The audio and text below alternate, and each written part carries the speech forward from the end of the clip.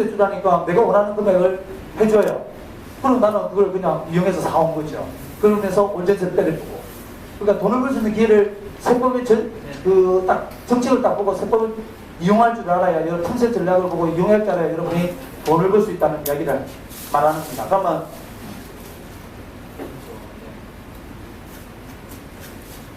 여러분의 머리 트레이드를 위해서, 자, 주택에 여러 가지 종류가 있죠. 종류가 있나요, 없나요? 그러니까 주택 중에 단독주택이 있고 공동주택이 있죠. 단독주택에는 일반 단독주택이 있고 다가구가 있고 뭐 이런 거 있잖아. 이 용어를 구분을 단독, 공동, 이 건축법에서 그렇게 만들어져 있습니다. 그러면 여러분의 공동주택의 대표적인 아파트 아닙니까? 아파트 맞나요? 주택 종류가 많잖아. 상가주택도 있고 뭐 여러 오피스텔도 있잖아요. 그러면 여러분이 공부하실 때 이렇게 주택 종류가 이렇게 부동산이 하나 있으면 세금이라면은 8개까지 세금이 따라다니는 거예요. 그러면 이 세금에 대해서 원리는, 내가 어떤, 이 선생님이 내가 보유하는 게 다르잖아. 다르죠? 개수도 다르잖아요. 주택 보유수. 그리고 동일 세대에서 내가 뭐 가지고 있느냐 사느냐, 별도 세대에서 사느냐 또 다르거든요. 세법은. 조금 따라 가면 이야기됩니다. 상속을 받더라도 같이 살고 있다가 상속 받느냐, 떨어져 있어 상속을 받느냐 달라요. 증여도 같이 살고 있다가 증여 받느냐, 떨어져 있다 증여 받느냐 달라요. 그리고 내가 증여를 받는 미성년자냐 성인이냐 받느냐 다르고. 얼마나 무모합니까? 자 보세요. 3주택이라도 보세요. 자 보유 순서가 그래요. 무허가가 먼저 산 사람 있죠. 무허가가 사고 단독주택 산 사람 있겠죠. 자 1번, 4번, 7번 산 사람 있겠죠. 4번, 1번, 5번 산 사람도 있겠죠. 이걸 세법에서 다 다룰 수 있나 없나요? 얼마나 무한의 경우의 수가 많이 생깁니까? 보입니까? 선생님은 지금 보라, 입주권 하나 샀어. 그 다음에 아파트 하나 사자. 아파트 어디 있노? 아파트 하나 샀다. 그 다음에 상가를 하나 샀다. 이런 거 다르잖아요. 주택 순서가 다 다르잖아. 사람마다 다르잖아요. 그럼 이 세법에 다주택 이 전세법을 일일이 그냥 원리가 있다. 원리가. 이럴 때는 이렇게 이제 빠져나가는구나. 이번에 중간세 받을 때 이렇게 빠져나가는 다 그 원리가 있다고. 이 원리를 모르면 여러분은 세무사한테 끌려다녀야 되고 손님을 통해서 돈을 벌 수가 없다는 거죠. 세법을 모르면. 그러면 이 세법을 여러분은, 저는 그거를 이제 누가 가르칠 그것도 있지만 저는 여러분이 즐겁게 놀고 집중을 놀 때 혼자 앉아서 여러분이 와이프의 구박을 받으면서 인간아 그만 좀 나온다 이런 구박을 받으면서 앉아서 세법을 공부하고 연구를 했습니다. 그러면서 세법의 원리를, 세법과는 너무 광범위하니까 정말 세법에 대해서 좀 알고 싶다. 내가 누가 물어봐도 내가 자유롭게 이야기하고 싶다. 이래서 세법을 한 3년 정도 공부하다 보니까 어느 정도 눈에 세법이 이렇게 하는구나. 그래 이게 참 이렇구나. 이런 걸 좀 아니까 이제 지금 우리 실장도 알겠지만 현실에서 세법을 활용해서 돈을 이렇게 1,000만 원, 2,000만 원씩 벌 수밖에 없는 경우에 있어요. 세무사한테 가니까 세무사가 안 가르쳐주니까 소개를 통해서 저한테 오셔서 약간 여러분은 여기 봐봐. 아까 왜 변칙이라고 얘기했죠. 아까 1억 8천 남겨서 이혼, 자, 이 사람이 재산분할 와이프 다 주고 이혼 안 했지만, 예? 내가 1억 8천 안 냈잖아. 처음에 아까 강의 첫 수업에 얘기했잖아요. 8개 중에서 와이프한테 재산분하고 내가 1억 8천 안 냈죠. 이게 합법입니까? 불법입니까? 변칙입니까? 그 변칙인데 국가에서 이 사람한테 어떻게 할 수 있어요? 없어요? 그럼 여러분한테 다시 한번 봅니다. 1억 8천을 위해서 나는, 이건 아니야. 우리는 법률적으로는 솔직히 이해했지만 같이 사는해서 이건 내가 세금을 이렇게 하면 양심적으로 안 내고 1억 8천 내겠다 이러면 해도 돼. 근데 탈세를 하는 건 아니잖아. 탈세를 하는 게 아니잖아. 이 사람은 변칙을 사용하는 변칙. 분양금축을 변칙을 통해서 세금을 남편한테 증여하고 이런 걸 절세를 했는데 여러분이 탈세하는 거는 분양권에서 다운 계약서 적고 양도 신고 작게 하는 거는 불법인 거야. 그건 불법이고 아마추어들이 하는 거고 세법의 고수들은 변칙을 사용한다. 지금도 부동산 중개업에서는 변칙을 사용해서 돈을 벌어야지. 이따가 말하면 안 되는데 변칙을 사용해서 돈을 벌어야 하여튼 변칙을 알고, 자, 고수와 함수의 차이는 다른 게 아닙니다. 생각의 차이라고 있죠. 여러분은 고수는 합법도 알고 불법도 알고 변칙도 압니다. 그럼 여러분이 내가 말하는 거는 합법적으로 하되 변칙을 좀 사용하면서 돈을 벌 수 있는 방법을 선택하라 이거죠. 변칙에 조금 지나면 누가 규제를 해온다. 다시 국가가 규제를 해오니까 변칙을 여러분이 알면 사용할 수 있는 만큼 변칙을 쓰다가 나중에 입주권 분양권처럼 일본에 이렇게 법률적 이유는 했지만 사실혼관계 있는 사람 세금을 이렇게 바꾼 것처럼 무슨 말인지 아시죠? 온다는 거야. 그러니까 그거 오기 전에 여러분이 이거 내만의 비법을 해가 만들어가지고 공부를 하시라고. 그러면 여러분이 이건 빠져나갈 수 있는 방법들이 많더라고. 세법에는 빈틈이 너무 많더라. 공부를 하다 보니까 너무 빈틈이 많은 거예요. 그래서 국가가 계속 규제를 하는 것 같아요. 또 규제하면 또 빈틈이 나가고. 그래서 여러분이 이 빈틈을 좀 잘 차단하길 바라면서 오늘 원리를 알아야 된다고 얘기를 합니다. 자, 아까 얘기했지만, 자, 여러분, 이 부동산 종류는 다 다르죠? 아까 여러 가지 종류가 있겠죠? 상가, 오피스텔, 뭐 주택, 공동주택, 아파트, 상수주택 뭐 많잖아요. 지분주택하고 여러 가지 증여받은 주택도 많습니다. 그러면 여기 여러분이 할 때 제일 먼저 고민해야 될 게 항상 사면은 여기가 지방세입니다. 지방세, 여기가 국세입니다. 자, 용어를 탈게 지방세라는 시가 표준이라는 용어를 사용합니다. 국세에는 기준시가라는 용어를 사용하고요. 네? 자, 그러면 지방세는 시가 표준이라는 용어를 사용한다는 거. 국세에는 기준시가라는 용어를 사용한다는 거. 자, 이쪽에 있는 거는 땅을 기준으로 해서 이쪽에 있는 거는 지방세, 이쪽에 있는 국세입니다. 그러고 아시겠죠? 자, 그러면 취득세 있으면 취득을 하면 나중에 보유하게 되면 뭐가 됩니까? 재산세 내죠? 이번에 6월 기준으로 해서 재산세 낼 겁니다. 6월 기준으로. 재산 때문에 너무 많으면 뭐가 옵니까? 네, 종합부동산세 오죠? 자, 이거 여러분 소장이 머릿속에 무조건 외워야 돼요. 이 땅을 기준해서 외워야 돼요. 이거는 저 세법의 원리를 들어가기 때문에 외워야 돼요. 자, 보유했으니까 나중에 팔잖아요. 그러면 뭐가 납니까? 예, 양도세 납니다. 자, 여기에서 다섯 번째가 뭐냐면 이게 우리가 보유할 때 보면 임대하는 사람, 보유하는데 그냥 갖고 있는 사람들 월세를 받는 사람이 있지 않습니까? 네? 이 사람한테 우리가 종합소득세를 때리거든요. 자기 소득에 대해서, 임대소득에 대해서. 그래서 이게 종합소득세입니다. 자, 여섯 번째는 뭐냐면 어떤 건물을 어떤 면적 이상이 되면 부가가치세라는 게 있네요.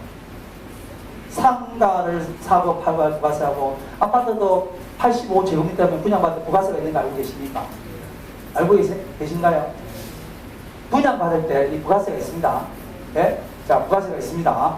자, 그래서 이게 부가가치세에 대해서 알아야 됩니다. 이게 다 세금입니다. 그냥 일반 들으세요. 다 똑같은데 이 가세표준이 잠깐만 이번에 파리부동산 대책 때 9.13 대책이라는 게 있었지 않습니까? 9.13 대책에서 뭐냐면 우리 뭘 중점으로 많이 때렸죠? 종합 이게 아니고 종합부동산을 강화시켰어요. 자, 종합부동산세를 나중에 볼 때 강화시키 중에서 보세요. 이 세금이 종합부동산 강화시킬 때 이 세금에서 어떤 걸 세금을 강화시키면 세율도 강화시켰나요? 안 시켰나요? 세율 강화시켰잖아.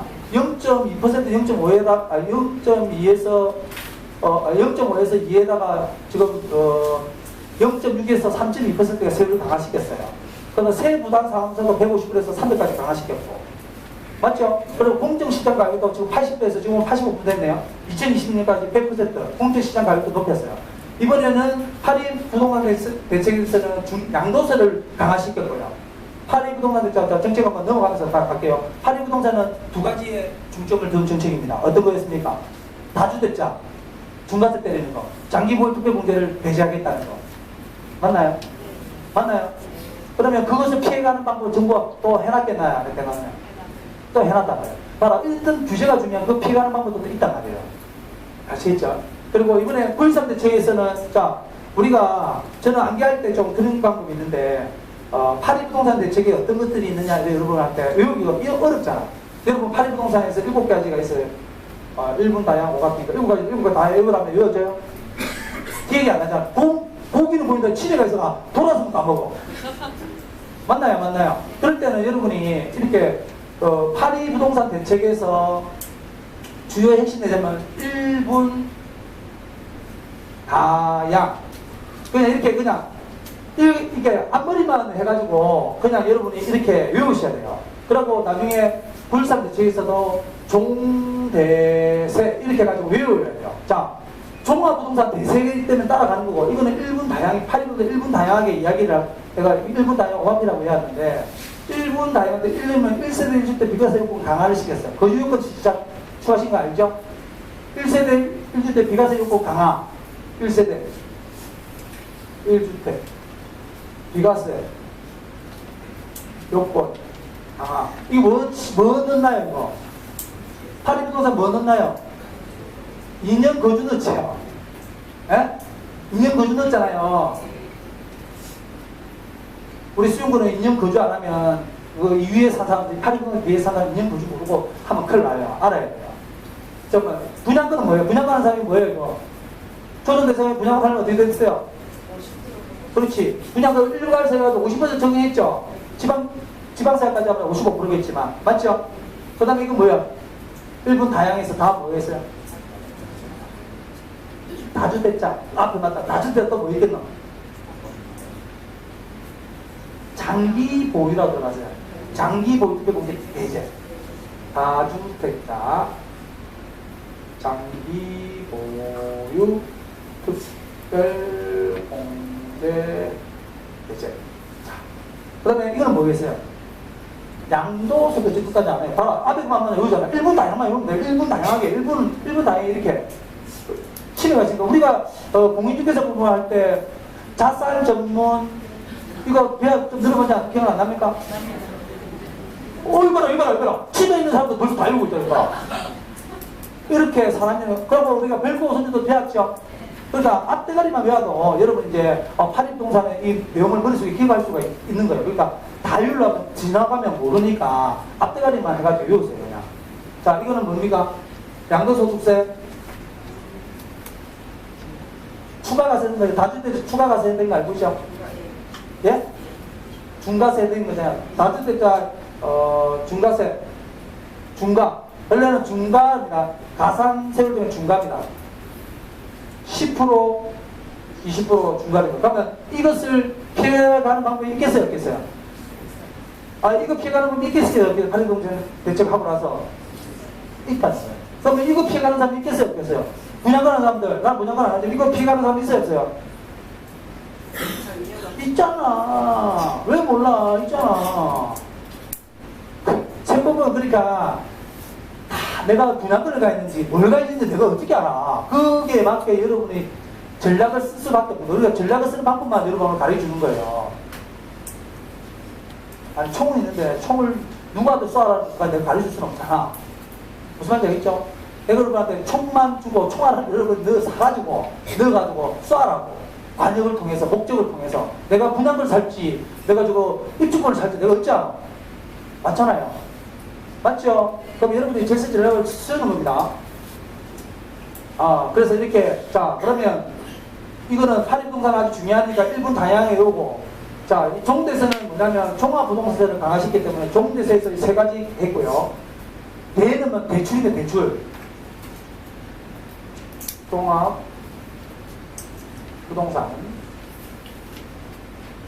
이거는 대출, 이거는 세금입니다. 종대세, 부일산대 지금 종대세대가 여러분이 또 머릿속에 외우고 있어야 돼요. 왜냐하면 세법을 활용하려면 이게 어떤 게 부일산대체에서 바뀌는지를 알아야 되기 때문에 종대세를 외우고 있어야 돼요. 외우기 싫지만 저도 외워야 돼요. 왜? 세금은 잠깐만 선생님한테 왜 외워야 되냐면 이런 거 있습니다. 왜 외워야 되는 것도 넘어갈게요. 자 보세요.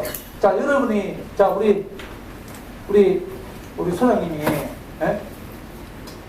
A를 주택을 가지고 있어요. 이게 조정 대상 중입니다. 또 B를 경매를 가서 샀어요. 경매. 2018년 4월에 샀어요. 그 다음에 또 C를 하나 샀어요. 그러면 일반 주택 아파트 또 샀어요. C를 주택 샀어요. 그럼 이 조정 대상 세 개가 샀잖아요. 샀나 안 샀나? 그럼 이 사람이 이걸 2019년 지금 오늘 며칠이에요? 14일날 이걸 팔까 이거 B를 내가 팔 수 이 중에 아무거나 팔 수 있잖아. 그래서 근데 내가 어떻게 팔지 모르잖아. 근데 경매를 하는 게 돈이 좀 많이 남았어.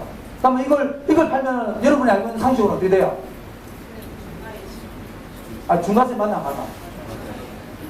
중과세 맞죠? 그러면 중과세 맞는데 이게 원리를 일단 안 따라서 이거는 일단 수용해 준다 했으니까 중과세는 맞아요. 부산시 수용구에 있다고 조정 대상구에 있으니까 무조건 중과세 맞아요. 20% 맞죠? 그런데 여러분이 이게 자 여기 보면요. 나중에 조금 더 가르칠 때 무조건 중간세 맞는 게 아니에요. 자 보세요. 1번 원칙대 원리로 가야 돼요. 1번 조정대상 지역에 있는 주택을 팔면 무조건 중과세라는 맞는 거를 알아야 돼요. 맞죠? 10% 하면 10% 맞아요? 1번 지역을 봐요. 지역이 조정대상 지역인지 아닌지를 먼저 봅니다. 그러면 조정대상이면 뭐 맞는다고 무조건? 중과세 맞는단 말이야. 2번 자 조정대상 문제 중과세 맞는단 말이야. B를 팔면 무조건 맞는단 말이야. 그러면 좋다. 여기서 맞는데 조정대상지에서 맞는데 조정대상 지역의 주택수를 구해야 되고 이거 3주택이라고 무조건 맞는 게 아니고 자 우리 이게 보면 주택에 보면 지역과 기준 시가라는 기준이 있습니다. 지역이면 자 특별시, 광역시, 세종시 예? 지방에 3억 초과하는 것은 중과주택수에 들어가고 그 외에는 중과주택수에 안 들어간답니다. 집이 내가 5채가 있어. 잘 다시 봅니다. 수용에 3개 있죠? 3개 있나 안 있나? 자 내가 거제도에 집이 2개가 있어요. 2억 기준시가로 2억 아래 있고 3억이 아니다. 그러면 보유주택수는 5채야. 그럼 내가 수용구에 팔면은 하나, 둘, 세 채라만 얘기하고 그 2채를 뺐다고. 근데 그게 서울에 있는 주택이야. 2개도. 그러면 중간주택수 할 때 이게 특별시, 광역시, 세종시. 자, 그 다음에 이게 아니거나 기준시가 지방인데 3억을 초과하면 중과주택수에 들어간단 말이에요. 그러면 지금 거제도는 기준시가가 2억이니까 3억이 안 들어가죠. 그럼 중과주택수에 안 들어간다고. 다시 합니다. 여러분이 소장님한테 질문을 하는 것을 물어봐요. 소장님, 제가 다시 한번 수용구에 집이 2개, 하나 있고, 연제구에 하나 있고, 금정구에 하나 있어요. 금정구, 연제구, 수용구 하나 있을 수 있잖아, 집을. 3개가 있잖아. 그럼 내가 금정구에 집을 팔아.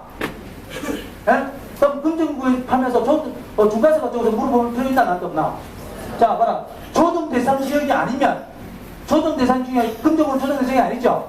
그러면 이 사람한테 중과세를 물어볼 필요가 없어. 그러면 이 사람은 뭐냐면, 금정구에 있는 거 주택을 가면 조정대상이라고 그냥 무조건 일반 세율. 아까 지금 보면 해보세요. 비과세 감면하면 일반 세율 만들었죠? 지금 중과세 때 중과세 안 만들면 일반 세율로 가야 될까, 이거? 그러면 여러분이 생각해야지. 아, 조정대상 지역 외에 주택이 여러 채 있으면 1세대 1주택, 1시대 1주택 외에 그 주택 비과세는 비과세가 어땠잖아? 감면도 안 되잖아. 감면 안 되는데 내가 조정대상에 팔면 중과세 맞는 데 있잖아. 그럼 중과세 안 만들면 이 앞으로 갈수록 좋은 거 아닙니까? 그러면 내가 일반 세율을 만드는 게 좋겠죠? 중과세 안 받고. 그러면 여러분이 특별시인지 광역시인지 세종시를 보고 부산시 안에 보면은 자 조정대상 지역이 아직 지금 금융으로 조정대상 맞아요 안 맞아요? 아니면 2번으로 갈 필요 있나 없나? 1번이 안 되면 2번으로 갈 필요 없어요. 그럼 중과세가 일반 세율을 만든 겁니다. 아시겠죠? 그럼 방금 수용구를 했지, 수용구. 이 경매를 받았잖아, 수용구. 수용구는 조정대상 지역이죠? 그러면 지역으로 봤을 때 수용구면 부산 안에 지역이 부산 안에 들어가나 안 들어가나? 그럼 이게 3개 맞나 안 맞나? 3개 맞지? 자, 3개 맞으면 또 세 번째 내로 가는 거야. 세법은 원리로 가는 거거든요. 세 번째, 우와! 그러면 중과주택수에 배제되는 주택인지를 봐야 돼요. 아, 지금 봐라. 조정대상 팔고 요것도 2번도 맞았어. 그러면 세 번째가 중과세 배제 주택인지 봐야 돼요. 그러면 중과세 배제 주택이 우리 법에서 12가지가 나와 있어요. 뭐 어린이집, 상속받은집, 장기임대주택, 감면주택 이거 나와 있잖아. 에? 그러면 여러분이 공부를 하면서 내가 수용에 경매받은 걸 판다. 그러면 조정대상 지역이 있냐? 중과세 맞네. 그 다음에 중과주택수를 가야 되겠네. 하나, 둘, 3개가 맞네. 3개. 그러면 중과 배제주택이냐면 경매받은 집은 경매를 받고 3년 안에 팔면 일반 세율만 때려 맞아요. 무슨 말인지 알겠죠? 이걸 좀 보여드려야 되나? 자, 여러분이 3주택, 2주택을 보면 저는 세법을 다룬다 했잖아요. 우리 형님이 조정대상 지역에 집이 2채 있어요. 근데 이번에 하나를 단독주택을 팔았어요. 2주택이면 수용구 조정대상에 2개 있으면 하나 팔면 10% 맞아야 되죠? 그러면 우리 형님이 10%안 받고 일반 세율 맞게 내가 도와줘야 되겠죠? 근데 우리 형님은 왜냐면 제가 이거 할 때 우리 형님이 기준시가가 1억 미만 거를 했거든요. 앞에 파는 거를. 그러니까 중과세를 안 받는 거예요. 일반 세율을 받아가지고 계산을 한 거예요. 조정대상 지역에 판다고 전부 다 일반 세율이 아니에요. 그래서 결정하면 이게 이제 세 번째까지 통과하면 마지막으로 결정해야죠. 마지막으로 어떤 결정하느냐.